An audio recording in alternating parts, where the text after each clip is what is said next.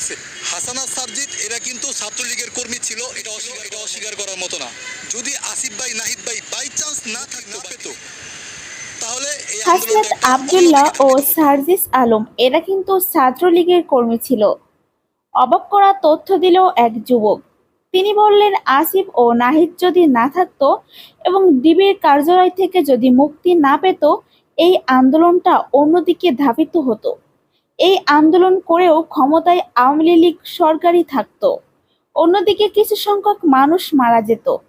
হাসনাত সার্জিস বক্তব্য দিয়েছিল তখন কিন্তু আপনারা ফেসবুকে অনেকেই পোস্ট করেছিলেন, ওরা তো আওয়ামী লীগের দালাল।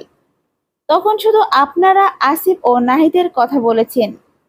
এরা কেন বের হয় না, এরা কেন বক্তব্য দেয় না? এটা স্পষ্ট যে নাহিদ ও আসিফ দেশের জন্য লড়াই করেছে এবং তারা সরকারের টাকার কাছে বিক্রি হয়নি। এটা আমাদের জন্য গর্বের। কিন্তু হাসনাত আব্দুল্লাহ ও সার্জিস আলম সাবেক ছাত্রলীগের কর্মী ছিল এবং এরা কিন্তু বিভিন্ন সময় বিতর্কিত হয়েছে, বিতর্কিত সমন্বয়ক হিসেবে বিভিন্ন জায়গায় যাচ্ছে। এতে আমাদের কোনো আপত্তি নেই। দেশ স্বাধীন হয়েছে, যার যার ব্যক্তিগত স্বাধীনতা আছে। কিন্তু এর মানে এই না যে হাসনাত সার্জিস প্রোগ্রামের কথা বলে এখনো পর্যন্ত টিএসসিতে যে টাকা উঠাইছে, টাকার পরিমাণ প্রায় 12,40,00,000 টাকা।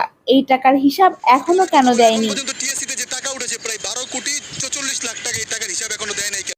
তো প্রিয় দর্শক, তার এই বক্তব্যের প্রেক্ষিতে আপনাদের মতামত অবশ্যই কমেন্ট করে জানাবেন।